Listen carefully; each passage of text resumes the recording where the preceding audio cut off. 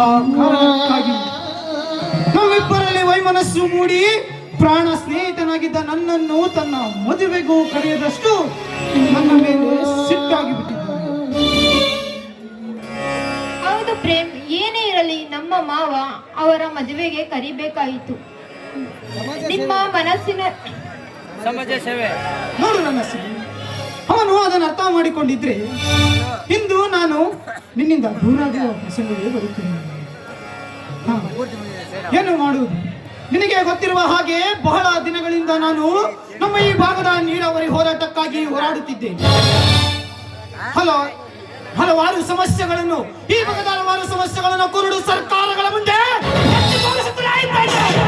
ಆದರೆ ಇನ್ನೂ ಬಗೆಹರಿಯದ ಅನೇಕ ಜ್ವಾಲಾಂತ ಸಮಸ್ಯೆಗಳು ಹಾಗೆ ಸಕ್ಕಂಟಾಗಿ ಉಳಿದುಕೊಂಡು ಬಿಟ್ಟಿವೆ. ಆಳುವ ಸರ್ಕಾರಗಳ ಹಿಪ್ಪಗೆಯ ನೀತಿಯಿಂದಾಗಿ ಬಡವನಾಗಿಯೇ ಉಳಿಯುತ್ತಿದ್ದಾನೆ, ಶ್ರೀಮಂತರಾಗಿಯೇ ಮರೆಯುತ್ತಿದ್ದಾನೆ.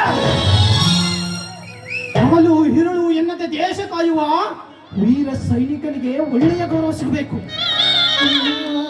ಆತ್ಮಹತ್ಯೆ ಮಾಡಿಕೊಳ್ಳುವಷ್ಟು ಹತಾಶಗೊಂಡಿರುವ ನನ್ನ ರೈತ ಬಾಂಧವರಿಗೆ ನ್ಯಾಯ ಸಿಗಬೇಕು. ಬಡಬಗ್ಗರು, ಕೂಲಿ ಕಾರ್ಮಿಕರೆಲ್ಲ ನೆಮ್ಮದಿಯಿಂದ ಬದುಕುವಂತೆ ಆಗಬೇಕು.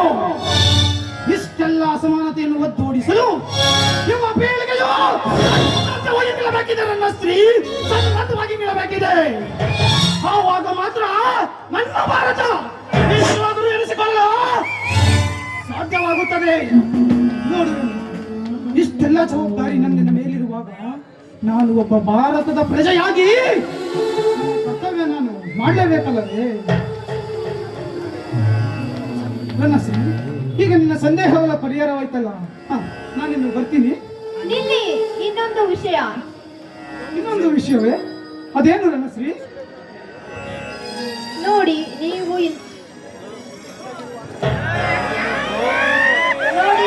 ಇಲ್ಲದಿರುವಾಗ ನಿಮ್ಮೊಂದಿಗೆ ಏನೇನು ಕಲ್ಪನೆ ಕಟ್ಟಿಕೊಂಡು ಬಂದಿರುವುದಲ್ಲ.